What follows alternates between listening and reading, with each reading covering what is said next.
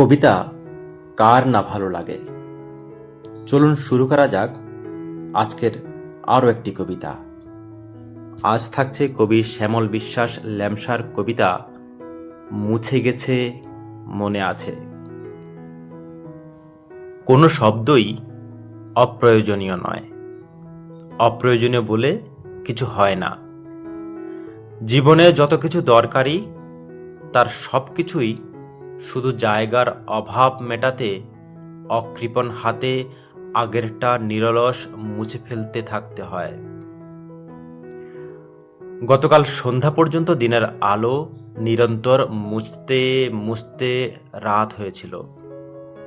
তখন ফিরতি পথের পাখিদের মতো ছুটেছি খালি পায়ে দিগন্তের প্রান্তে।